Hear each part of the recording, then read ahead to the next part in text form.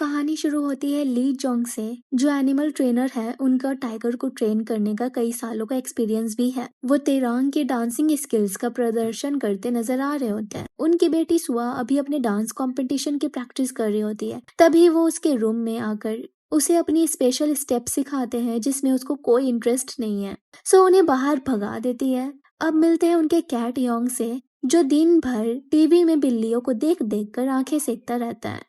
आज सुआ का बर्थडे है तो उसके डैड उसके लिए केक लाए होते हैं और दादी वीडियो कॉल पे बर्थडे विश कर रही होती है। उसे गिफ्ट पे अपने डैड से मिलती है हेडफोन, साथ ही अम्यूजमेंट पार्क की टिकट। उतने में वो खिड़की से देखती है अपनी पड़ोस की आंटी को, जो अपने हस्बैंड के साथ अजीब हरकतें करती दिख रही थी। उन्हें लग रहा होता है कि जैसे दोनों में रोमांस चल रहा है, पर जैसे ही वो उसे काट लेती है तब उनके होश उड़ जाते हैं। वो औरत जब उनके पास आने लगती है तब वो दोनों छुप जाते हैं और योंग को भी साथ में छुपा लेते हैं। तभी वो देखते हैं वो औरत खिड़की के शीशे को सर से पटक पटक कर क्रैक कर रही होती है। ली सुआ को योंग के साथ अंदर जाने को बोलते हैं और जैसे ही वो औरत खिड़की के कांच तोड़ देती है तो उसे सोफे से दबा देते हैं। सुआ आर्टिकल्स में न्यूज देखकर बताती है कि एक नया अननोन वायरस सॉल में तेजी से फैल रहा है। सो ली सोआ और योंग के साथ पुलिस के पास जाने के लिए निकलते हैं, पर वायरस पूरे आस पड़ोस में फैल गया था। सब ज़ॉम्बी बनकर अच्छे भले लोगों को अपने जैसे बनाते हुए दिख रहे थे। वहां से निकलने के लिए वो दोनों भी ज़ॉम्बी की तरह एक्टिंग करने लगते हैं।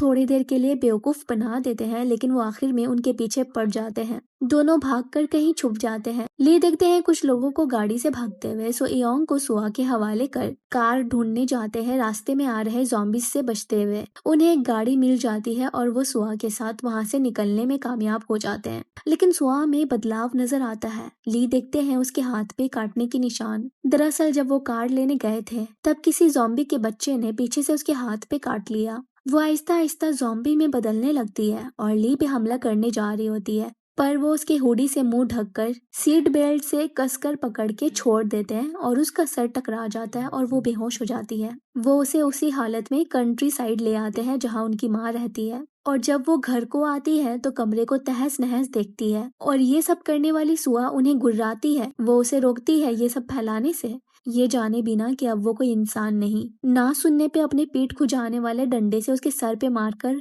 सारा भूत गायब कर देती है। सुआ को बांध कर रखा जाता है। ली अपनी माँ को बताते हैं सारा माजरा। ये सुनकर उनका तो सुआ की हालत पे रोना आ रहा होता है। न्यूज पे बताया जाता है कि गवर्नमेंट इस वायरस के फैलने पे रोकथाम लगाने की पूरी कोशिश में लगी है और सिटीजन से निवेदन करते हैं कि वो इन्फेक्टेड पर्सन से दूरी बनाए रखें। ली अगले दिन हॉस्पिटल आते हैं इस उम्मीद में कि शायद वहाँ कोई सुआ का इलाज कर सके, लेकिन वहाँ एक माँ अपने इन्फेक्टेड बेटे को लाई होती है और पेशेंट उससे डर रहे होते हैं। किसी के पुलिस को रिपोर्ट करने पे वो भी अपनी पूरी आर्मी के साथ आए होते हैं और उस लड़के के अपनी माँ को ही काट लेने पे शूट कर देते हैं। गवर्नमेंट की तरफ से ये एक्शन लेने को कहा गया है, जितने इन्फेक्टेड है उन्हें मार देना। ये सब देख वो अपनी बेटी को वापस घर ले जाते हैं। उनकी माँ फोन पे किसी को अपनी सुआ के ज़ॉम्बी बनने के बारे में बता रही होती है। ले आते ही उनका फोन लेकर कट कर देते हैं और कहते हैं बोला था ना इस बारे में हमें किसी से नहीं कहना है कुछ भी। वो बोलती है ठीक है, पर हमें पुलिस को तो बताना चाहिए ना, क्योंकि न्यूज आ रही होती है कि जिसे भी इन्फेक्टेड दिख जाए वो उन्हें रिपोर्ट जरूर से करे। पर उन्हें पता है वो इन्फेक्टेड के साथ क्या करेंगे, इसीलिए खुद ही सुआ की कब्र खोदने लगते हैं और फावड़े से उसे मारने जाते हैं, पर ये कर नहीं पाते। तो उनकी माँ ही काम तुरंत तमाम करने के लिए आगे बढ़ती है, पर वो उन्हें रोकते हैं। दोनों में बहस होने लग जाती है। बेचारी सुआ डर के मारे रस्सी खोलकर भाग निकलती है। एयोंग चिल्लाता हुआ म्याऊं करता है ये बताने के लिए। वो पूरे गांव में उसे ढूंढ लेते हैं और वो मिलती उसी जगह है जहां वो छोटे में अपनी माँ के साथ खेला करती। ली को समझ आता है सुआ अब भी जिंदा है, वरना उसे इस जगह के बारे में याद कैसे होता। इसी को कंफर्म करने के लिए वो वही सॉन्ग प्ले करते हैं जिसके साथ वो डांस प्रैक्टिस करती थी, और एक्चुअली में वो रिएक्ट करती है और डांस करना शुरू कर देती है। वो अलग बात है कि वो खुद को स्मूथली मूव नहीं कर पा रही होती। ली के अंदर उम्मीद की एक किरण जाग जाती है, और जब न्यूज में देखते हैं इस वायरस के असर को खत्म किया जा सकता है अगर ब्रेन का सेरिब्रल कॉर्टेक्स स्टिम्युलेट हो, यानी अगर सुआ की मेमोरीज वापस लाई गई तो ये उसके सेरिब्रल कॉर्टेक्स को एक्टिवेट कर देगा, जिससे वायरस का असर खत्म हो जाएगा। करेंटली ये एक्सपेरिमेंट्स डॉक्टर चूहों पे कर रहा है। दादी जब सुआ को अंडे भात खिला रही होती है तब सुआ उसके बजाय गोश्त खाने लगती है। दैट मीन्स अगर इसे ऐसे ही खिलाया गया तो इसे किसी को काटने की तलब नहीं होगी। उतने में आता है दोंगबे, ली का दोस्त, अपने फ्रेंड के गांव आने की खुशी में उससे मिलने आया होता है और सुआ को यहाँ वहाँ देखता है। वो उन्हें रोकने की कोशिश करते हैं लेकिन वो कमरा खोल ही लेता है और सुआ की अजीब सी आंखें देखकर समझ जाता है और बाहर निकलकर पुलिस को रिपोर्ट करने के लिए कॉल लगा रहा होता है। ली रोकते हैं और बोलते हैं वो मेरी बेटी है, क्या अगर तुम्हारी फैमिली के साथ कुछ ऐसा होता तब भी यही करते? और वैसे भी सुआ को अभी भी कुछ कुछ चीजें याद है, वो जिंदा है, मरी नहीं है। मैं उसे ट्रेन करूंगा। वैसे भी मैंने तिरांग को तो ट्रेन किया ही था। जब सबने कहा कि ये काबू में नहीं आने वाला तब मैंने उम्मीद नहीं छोड़ी, लेकिन दोंगबे नहीं चाहता सुआ की वजह से उनके गांव में ये महामारी फैल जाए, इसीलिए उसे कल अपनी बेटी के साथ यहाँ से चले जाने को कहता है। वहीं दादी माँ सुआ के बाल धो रही होती है क्योंकि उसने खाते वक्त सब यहाँ वहाँ लगा लिया था। वो अभी भी गुर्राते हुए आवाजें निकालती है, पर वो दादी ठहरी उससे नहीं डरती, बल्कि सुआ को ही उनके टेम्पर से खौफ होता है। ली आते हैं और अपनी बेटी को मस्त सोया हुआ देखते हैं। अगली सुबह दोंगबे आता है ली के पास और बताता है कि उसने जिनगू नाम के किसी शख्स से बात किया जो यूएस के फार्माक्यूटिकल कंपनी में काम करता है। उसने बताया वो बहुत जल्द इसकी दवाई तैयार करने वाला है, वहाँ से वो सुआ के लिए मंगवा सकते हैं। साथ वो भी ली की मदद करेगा सुआ को ट्रेन करने में। वो उसे बीच साइड ले आते हैं जहाँ लोग नहीं होते, वहाँ वो उसे ट्रेन करते हैं कि वो अटैक ना करे, लेकिन वो फेक हाथ को भी देखकर उस पर झपट पड़ती है जिससे दोंगबे चिल्लाकर भागने लगते हैं। ली बताते हैं तुम्हारी चीख से इसे और गुस्सा आएगा और तुम भागोगे तो इसके अटैक करने का चांस 100% हो जाएगा। इसके बाद वो उसे इंटरेक्ट करने की ट्रेनिंग देते हैं, जैसे पलके झपकाना और जब भी वो वायलेंट होने लगती है तो बाजा बजाकर उसे चुप कराना, साथ ही एक्सरसाइज कराना, हर पॉजिटिव रिएक्शन पे उसकी फोटो लेकर एक नोटबुक में सब लिखना। वहीं गवर्नमेंट ने रिपोर्ट करने के लिए पैसे देने चालू कर दिए हैं। ऐसे करते करते 5 से 6 महीने गुजर जाते हैं। अब आहिस्ता आहिस्ता इन्फेक्टेड की आबादी घटती जा रही है। ली उसे शब्द बोलना भी सिखाते हैं लेकिन उससे अब भी बोला नहीं जा रहा होता। हालांकि वो ट्राई करती जरूर दिख रही होती है। एक रोज ली की माँ उसे जाकर सुआ की ज़ॉम्बी के इन्फेक्शन को छुपाने के लिए कॉस्मेटिक्स लाने को कहती है। वहाँ उनकी मुलाकात होती है उनकी पहली प्यार और स्कूल फ्रेंड यॉन से, जिसका गाँव के मिडिल स्कूल में ट्रांसफर हुआ है। वो एक टीचर है। उसके बारे में जब यॉन जानती है कि उसकी शादी हो चुकी है और 15 साल की बेटी भी है तो उससे मिलना चाहती है, लेकिन वो रास्ते में किसी बहाने से उतर जाते हैं। शाम तक दोंगबे को भी यॉन के बारे में बता रहे होते हैं, लेकिन वो उससे एक कदम आगे होता है और यॉन को उसके डिवोर्स और बेटी की ब्रेन ट्रीटमेंट के बारे में बता देता है। इसीलिए वो आती है उससे मिलकर सुआ के अपने मिडिल स्कूल में एडमिशन को लेकर बात करने, लेकिन वो कहते हैं होम स्कूल सही है इस टाइम के लिए। उसी वक्त टीवी पे जब वायरस के एंड होने की खबर आती है तो यॉन बोलती है मुझे चिढ़ है इन ज़ॉम्बीज से। मेरा फियांसे भी ऐसे ही वायरस के लपेट में आ गया था और पूरा बदल गया। किसी ऐसे इंसान को मारना जिसे आप दिलो जान से चाहते थे, ये सच में बहुत बुरा है। इसीलिए मैं ज़ॉम्बीज को रिपोर्ट करती गई ताकि ये सब भुला दूं। ली घर पे उसकी प्रोफाइल देख रहे होते हैं। यॉन को गवर्नमेंट की तरफ से टॉप ज़ॉम्बी रिपोर्टर का सर्टिफिकेट भी मिला है। टीवी पे ओजलैंड का 10th एनिवर्सरी पे कॉस्प्ले फेस्टिवल की न्यूज आ रही होती है जिसे सुआ बड़े ही गौर से देख रही होती है। सो ली दोंगबे के पास आते हैं एक आइडिया लेकर कि क्यों ना सुआ के साथ कॉस्प्ले फेस्टिवल जाया जाए। उस जगह वो पहले भी कई बार जा चुकी है, चांसेस है उसकी मेमोरीज वापस आने का। पर दोंगबे को ये रिस्की लगता है क्योंकि वहाँ बहुत भीड़ भाड़ होगी और अगर उसने किसी को काट लिया तो। ली बोलते हैं कि वो उसे ऐसा कुछ नहीं करने देंगे और वो उनकी बात सुनती भी है तो डरने वाली कोई बात नहीं है। वो बहुत रिक्वेस्ट करते हैं। वहाँ से जब वो घर वापस आते हैं तो यॉन को वहाँ पे देखते हैं। अपनी माँ से साइड में पूछते हैं इसे यहाँ अंदर क्यों आने दिया। वो बोलती है मैं क्या करती, वो आ गई तो। मैं इसे अगर अंदर ना आने देती तो शक करती। उतने में सुआ निकलती है कमरे से। उसे यॉन अप्रोच करने के लिए आगे बढ़ती है पर ली सुआ को अंदर ले जाते हैं और यॉन से बताते हैं कि उसे सोशल एंजाइटी है। उसे जल्दी से घर से भगा देते हैं। वो पूछते हैं आखिर सुआ को क्या बीमारी है, लेकिन ली उसे कहते हैं तुम यहाँ बचपन की तरह आना बंद करोगी, क्या अब तक मुझे चाहती हो? सॉरी मैं नहीं चाहता तुम यहाँ दोबारा आओ। अगले दिन फेस्टिवल में जाने के लिए दोंगबे थॉर बन के आया होता है और सुआ की दादी ने सुआ को बड़े अच्छे से तैयार किया होता है। ली जाते हुए उन्हें वार्न करते हैं ज्यादा ड्रिंक ना करे आज के गांव की मीटिंग में, वरना वो नशे में सुआ के बारे में सच भी बोल सकती है। सब मीटिंग में इकट्ठा होते हैं क्योंकि उनके गांव को सर्टिफिकेट मिला है village with no infected person का। ये देख दादी सड़क जाती है और यौन उन्हें बड़े ही शक की नजर से घूरती है।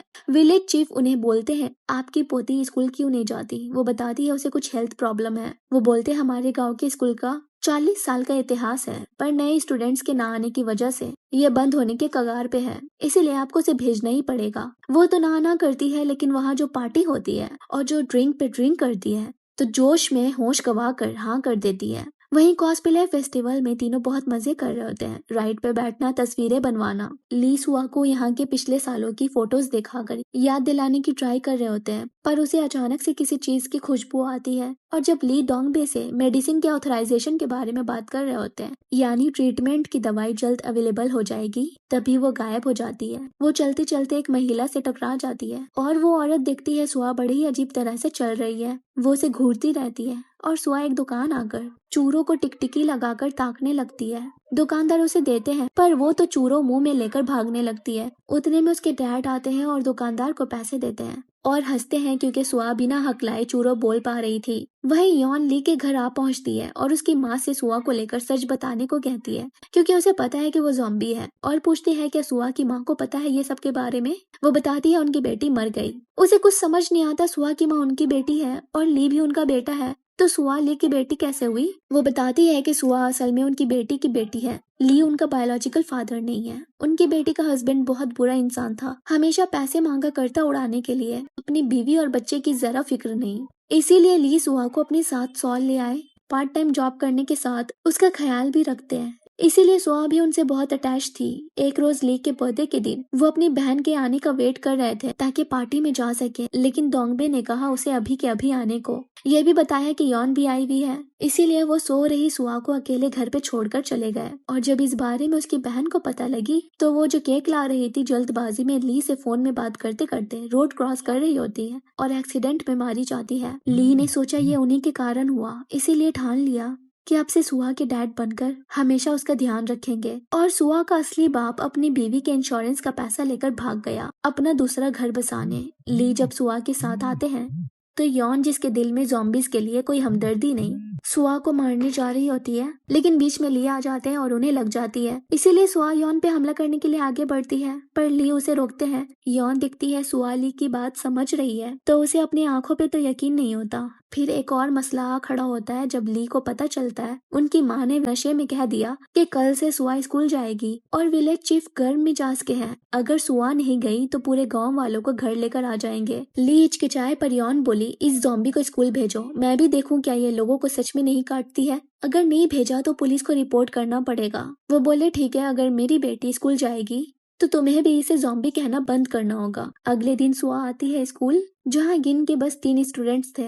ली भी आए होते हैं और दूर से अपनी बच्ची को देख रहे होते हैं। यॉन उनसे बात करने के लिए जस्ट बाहर निकलती है, तभी 2 लड़कियां आकर सुआ को तंग करने लगती है, क्योंकि वो सॉल से आई है, और उसी में वो उसके लेंस को यहाँ वहाँ कर देती है, जिसे ली आकर ठीक करते हैं। बास्केटबॉल खेलने के टाइम वो लड़कियां यॉन से कहती है 2v2 करने। वो दोनों एक टीम में होंगी और यॉन और सुआ दूसरे टीम में। खेल के दौरान हम उसे बॉल फेंकने की प्रैक्टिस करते भी देखते हैं, यानी वो लोगों को देखकर सीख भी सकती है। जब यॉन को बॉल सुआ की तरफ पास करना था, तब वो डर के मारे बॉल ऐसा फेंकती है कि सुआ का मुंह टेढ़ा मेढ़ा हो जाता है। ली आते हैं और उसे उठाकर डोंगबी के पास ले जाते हैं। वो जैसे तैसे कर उसका मुंह को सीधा करता है। उतने में यॉन आती है एक एप्पल लेकर।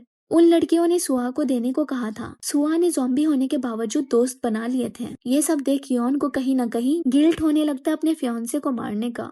उस रात जब ली घर पे नहीं होते हैं, तब सुआ के असली डैड आते हैं, क्योंकि उन्हें ऑनलाइन एक वायरल वीडियो से सुआ की ज़ॉम्बी होने के बारे में पता चल चुका था। जब वो कॉस्प्ले फेस्टिवल में गिरी और अजीब से चलने लगी आवाजें निकालते हुए, तब किसी ने ये वीडियो ले ली थी। सो वो सुआ को पुलिस के हवाले करके पैसे लेना चाहते हैं। ली की माँ उसे बहुत रोकने की कोशिश करती है, लेकिन वो सुआ को जबरदस्ती से ले जाते हैं। जब इस बारे में ली को पता लगता है, तो वो भागते हुए उसकी कार के सामने आते हैं और उसे एक मुक्का लगाकर सुआ को बाहर निकालते हैं। लेकिन वो आदमी उठकर डंडे से ली को मारने लगता है और कहता है कि तुम्हारी वजह से मेरी वाइफ मरी और तुमने मेरी बेटी को ज़ॉम्बी भी बना दिया। ऐसे ख्याल रख रहे थे। इतनी कड़वी बातें सुनकर ली को गुस्सा आता है और दोनों में फाइट हो जाती है। वो ली को बताता है अगर वो नहीं तो कोई और सुआ के बारे में पुलिस को बता ही देगा। वो वीडियो तेजी से फैल रही है। सुआ देखती है उसका असली बाप ली को बहुत मार रहा है, तो वो गुस्से में उसे काट लेती है। ली उसे हटाकर चिल्लाते हुए कहते हैं, ऐसे तुम किसी इंसान को कैसे काट सकती हो? मैंने मना किया था ना। उनकी आवाज में गुस्से के साथ डर भी होता है कि कहीं सुआ को कुछ हो ना जाए। वो देखते हैं वो आदमी ज़ॉम्बी बन गया तो उसे मार देते हैं और फैसला कर लेते हैं सुहा को यहाँ से कहीं दूर ले जाने का, ताकि वो दोनों बाकियों से अलग रहे और वो उसका ध्यान भी रख सके, क्योंकि उन्हें इतना तो पता चल गया है कि चाहे वो उसे जितना भी ट्रेनिंग दे ले पर वो अब पहले जैसी नहीं हो सकती। लेकिन उनकी माँ और कैट भी उनके साथ जाना चाहते हैं। अगले दिन जब वो निकल रहे होते हैं तब वो अपनी माँ को एक खत देते हैं यॉन को देने के लिए। वो उनकी कार में बैठी होती है और रास्ते में जब पुलिस वालों को अपने घर की ओर जाते देखती है तो लेटर खोलकर पढ़ती है जिसमें लिखा था, माँ दोंगबे यॉन, जब तक आप ये खत पढ़ोगे मैं सुआ के साथ निकल गया होऊंगा। सुआ को महफूज रखने का इसके अलावा कोई और रास्ता नहीं है। वो गाड़ी यूटर्न करवाती है। पुलिस वाले उनके घर पे पूरा छानबीन कर लेते हैं लेकिन ली कहीं नहीं मिलते हैं। वो अभी आए होते हैं उसी जगह जहाँ सुआ अपनी माँ के साथ आया करती थी। उतने में वो पुलिस वालों को आता देखते हैं। उनकी माँ ने ही उन्हें इस जगह के बारे में बताया, क्योंकि उन लोगों ने कहा कि वो उनके बेटे को कुछ नहीं करेंगे। वो पूरे जगह को चारों तरफ से घेर लेते हैं। ली सुहा से कहते हैं, मुझे काटो, यही एक तरीका है तुम्हारे साथ रहने का। उतने में पुलिस दरवाजा तोड़कर अंदर आ जाते हैं और सुहा पे गोली चला देते हैं, पर ली उसे अपने सीने में ले लेते हैं। पुलिस सुहा को भी मारने जा रही होती है लेकिन वो देखते हैं उसे रोते हुए ली को डैड बोलते हैं। अगले सीन में दिखाया जाता है सुहा को, जो पूरी तरह से ठीक हो चुकी है क्योंकि ली के बॉडी में एंटीबॉडीज मिला था। जब वो उसे ट्रेन कर रहे थे तब सुहा के छोटे मोटे काटने पे उनके इम्यून सिस्टम ने एंटीबॉडीज डेवलप कर लिया था। अभी उन्हें हम कोमा में देखते हैं। सुआ जब वो डायरी पढ़ रही होती है जिसमें उसके डैड ने उसकी ट्रेनिंग के समय की सारी चीजें नोट करके रखी थी तो उसे रोना आ जाता है। कुछ दिनों बाद हम उसके डांस कंपटीशन के परफॉर्मेंस को देखते हैं और इसी का वीडियो यॉन ली को दिखा रही होती है ताकि वो कोमा से बाहर आ जाए। उतने में उनकी उंगली हिलती है और यहीं पे मूवी एंड होती है।